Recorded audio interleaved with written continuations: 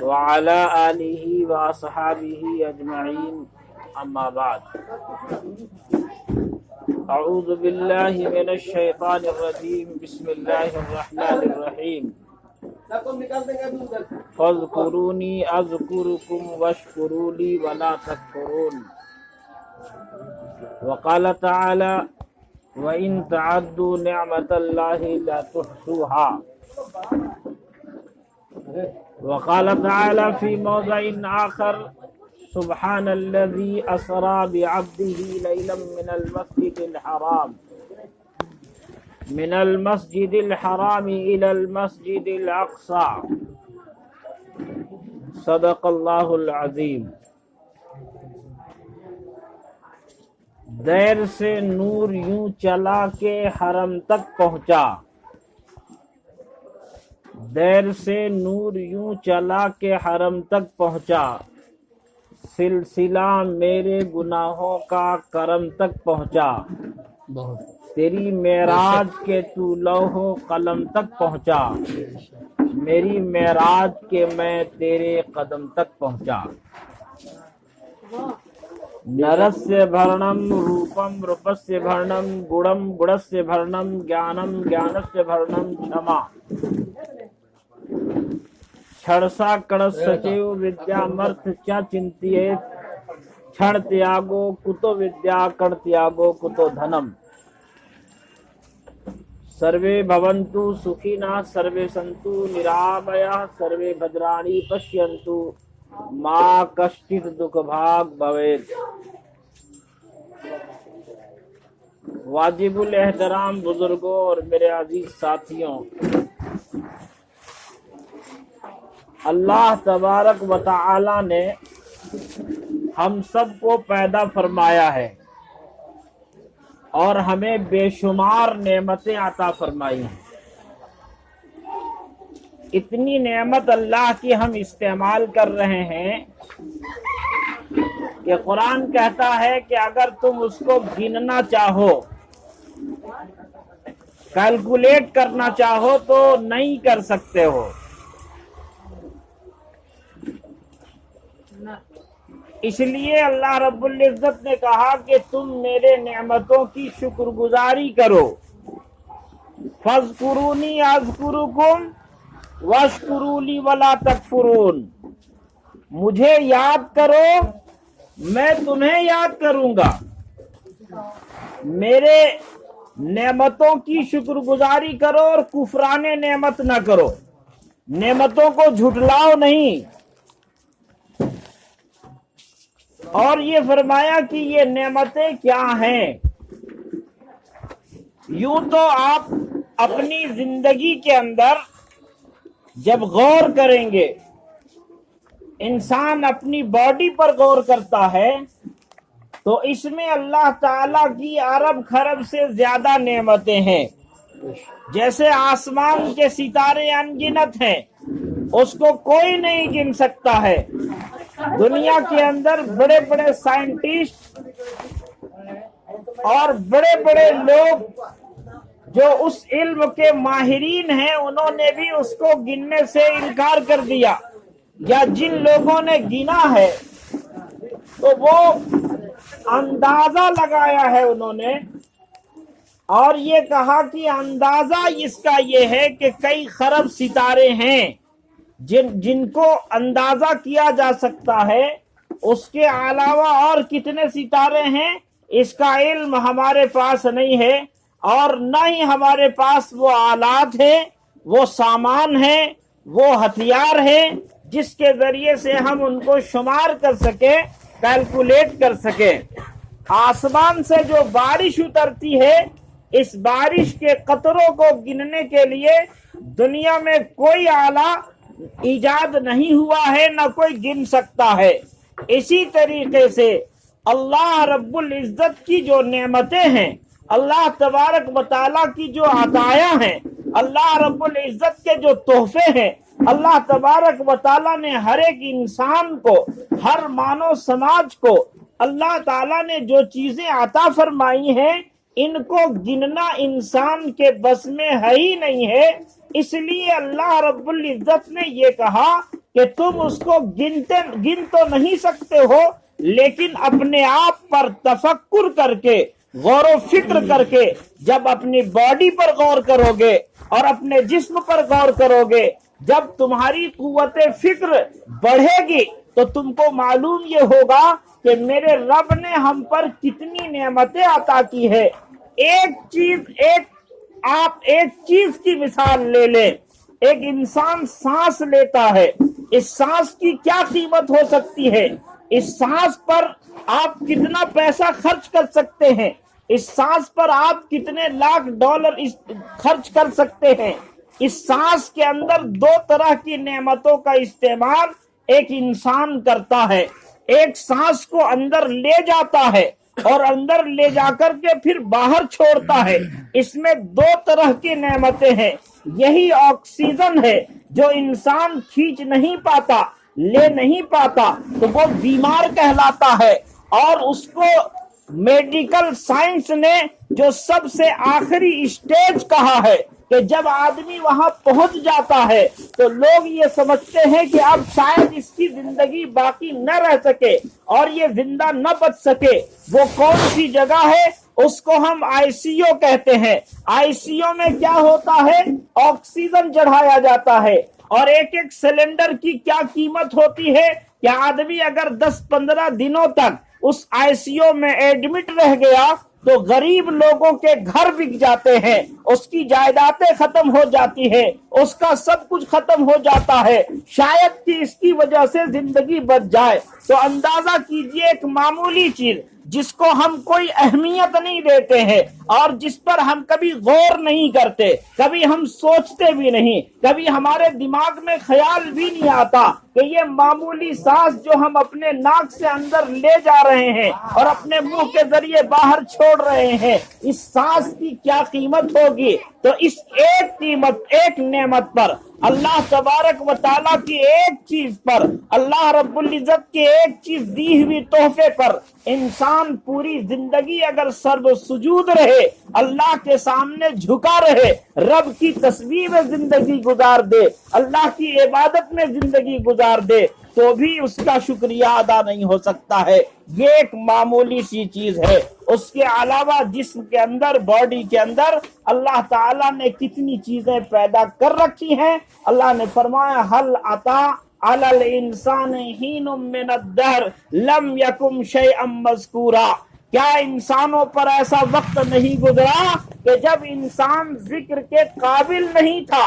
ہماری پیدائش کن چیزوں سے ہوئی ہے؟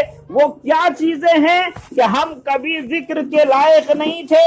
یہ رب کا انعام ہے، یہ پروردگار کا انعام ہے، یہ مالک کا کرم ہے کہ اس مالک نے ایک گندے نطفے سے انسان بنا دیا، بولنے والا اور سننے والا انسان، اور اس کو بنا کر کے اعلان کر دیا لقد خلقنا الانسان فی احسن تقویم۔ ہم نے دنیا میں جتنی چیزیں بنائی ہیں، جتنی مخلوقات بنائی ہیں، سب میں بہترین صورت میں، بہترین سانچے میں، بہترین ساخت میں، بہترین پروڈکٹ، اللہ رب العزت کے کارخانے کا سب سے بہترین سامان کون ہے؟ تو وہ انسان ہے۔ اور انسان کو اللہ رب العزت نے اور مرتبہ عطا کیا، وَلَقَدْ كَرَّمْنَا بَنِي آدم، آدم کی اولاد کو اللہ نے عزت والا بنا دیا، محترم بنا دیا، اکرام والا بنا دیا۔ یہ نعمتیں اللہ تبارک و تعالیٰ کی تھی۔ تو ان تمام نعمتوں میں اور سب سے بڑی نعمت جو ہمیں عطا ہوئی ہے وہ نعمت ہے ہم سب کے آقا امام الانبیاء حضرت محمد الرسول اللہ صلی اللہ علیہ وسلم کا وجود۔ اللہ تبارک و تعالیٰ نے دنیا میں جتنی چیزیں عطا کی انسانوں کو، اس پر کبھی احسان نہیں جتایا کہ انسانوں ہم نے تمہیں آنکھیں دی ہیں، ہم نے تمہیں کان دیے ہیں، ہم نے تمہیں ناک عطا کیے ہیں، ہم نے تمہیں بولنے کی صلاحیت دی ہے، ہم نے تمہیں دماغ عطا کیا ہے، اس پر کوئی احسان نہیں جتایا۔ لیکن جناب محمد الرسول اللہ صلی اللہ علیہ وسلم کی آمد پر اللہ رب العزت نے انسانوں پر احسان جتایا کہ ہم نے تمہارے درمیان ایک ایسا نبی بھیجا ہے وہ نبی جو تمہارے درمیان کا ہے، انسانوں کی جماعت کا ہے، وہ کسی دوسرے مافوق الفطرت مخلوق کی نہیں ہے جس سے سوچ نہیں سکتا انسان، سمجھ نہیں سکتا انسان، نہیں۔ انبیاء علیہم السلام جتنے ہوئے ہیں یہ اسلام کا عقیدہ ہے، اور اس عقیدوں کو سمجھنا ضروری ہے، یہ اسلام کا مسلمہ عقیدہ ہے۔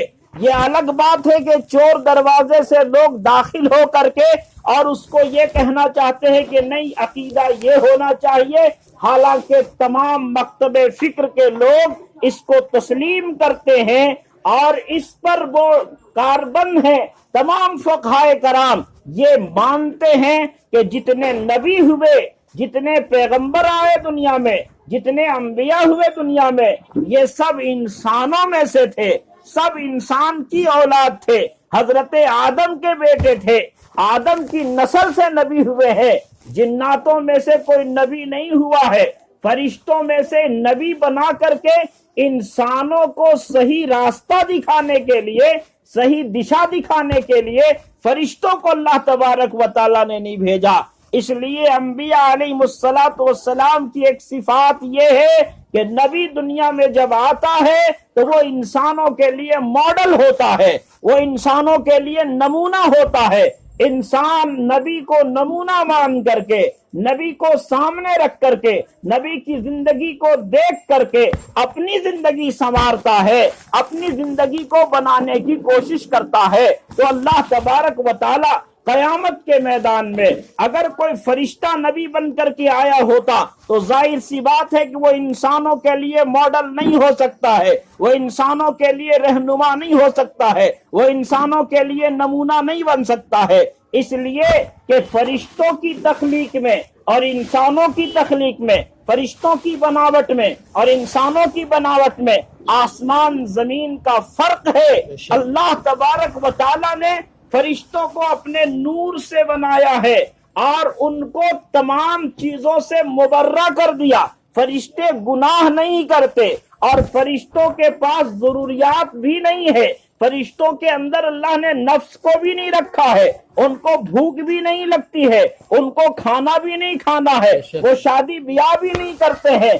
ایسے لوگ اگر آپ کے سامنے بطور ماڈل بھیج دیے جائیں، بطور نمونہ بھیج دیے جائیں تو آپ ان کی اقتداء کر سکتے ہیں، ان کی اتباع کر سکتے ہیں؟ ہرگز نہیں۔ آپ ان کی اتباع کیسے کریں گے؟ آپ کہہ سکتے ہیں کہ ہمارے پاس تو نفس کے تقاضے ہیں، ہمارے پاس سماج کے تقاضے ہیں، ہمارے پاس سوسائٹی کے تقاضے ہیں، ہم ان کاموں کو کیسے کر سکتے ہیں؟ ان کو تو کھانے کی ضرورت نہیں ہے، ان کو تو پانی کی ضرورت نہیں ہے، ان کو تو بال بچوں کی ضرورت نہیں ہے، ان کو تو سماج سے کوئی لینا دینا نہیں ہے، تو ہم ان کو رول ماڈل کیسے مانیں گے؟ اس لیے اللہ تبارک و تعالی نے پیغمبروں کا انتخاب انسانوں کی جماعت سے کیا ہے۔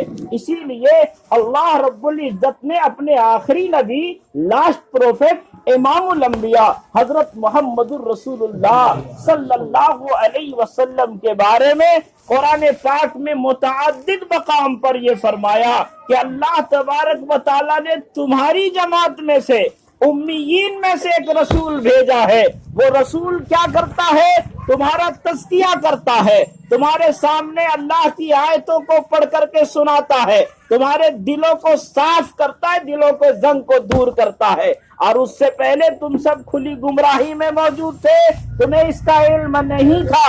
اس لیے سب سے بڑی نعمت اہل ایمان کو، مسلمانوں کو، دنیا کے انسانوں کو جو نعمت ملی ہے وہ امام الانبیاء حضرت محمد الرسول اللہ صلی اللہ علیہ وسلم کی ذات گرامی ہے۔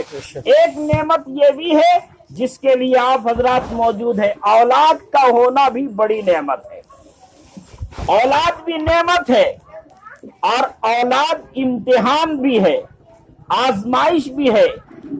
انما اموالکم و اولادکم فتنہ، کہا کہ تمہیں اللہ تبارک و تعالیٰ نے جو مال عطا کیا ہے اور جو اولاد عطا کیا ہے، یہ اولاد اور مال تمہارے لیے فتنہ ہے۔ فتنہ کا مطلب کیا ہے؟ آزمائش ہے، امتحان ہے۔ آپ بہت منت سماجت کے بعد، بہت زمانے سے کوئی بچہ نہیں ہوا، کتنے مزاروں کی خاک چھان لیا آپ نے، اور کتنے درگاہوں پر جا کر کے ماتھا رگڑ لیا آپ نے، اس کے بعد اللہ تعالیٰ نے آپ کو ایک اولاد عطا کر دی۔ یہ انعام تھا۔ اگر اس اولاد کی صحیح تربیت کیے ہوتے، صحیح تعلیم دلائے ہوتے اور صحیح راستے پر چلائے ہوتے تو یہ اولاد ہمارے لیے آخرت کا سامان ہوتا۔ آخرت کے لیے یہی اولاد ہمارے لیے نجات کا ذریعہ بن جائے گی۔ اگر ہم نے اس کو صحیح تعلیم و تربیت نہیں دلایا، صحیح راستے پر نہیں چلایا، صحیح مارگ پر نہیں لگایا، صحیح تعلیم نہیں دلائی، صحیح تربیت نہیں کرائی، تو یہی اولاد دنیا میں ہمارے لیے ذلت کا سبب بنتی ہے، اور یہی اولاد ہمارے لیے آخرت میں عذاب کا ذریعہ بنے گی۔ اس لیے فرمایا یہ بھی ایک نعمت ہے، اس نعمت کی قدردانی کرو۔ نعمت کی قدردانی کیا ہے؟ نعمت کا صحیح حق ادا کیا جائے۔ نعمت کی قدردانی یہ ہے کہ اس کا صحیح استعمال کیا جائے، صحیح طور پر اس کا جو مقام ہے، اس کا جو رتبہ ہے، اس کی جو عظمت ہے، اس عظمت پر اس کو لگایا جائے۔ اسی لیے پیغمبروں کی زندگی میں، انبیاء علیہ الصلوۃ والسلام کی زندگی میں، حکما کی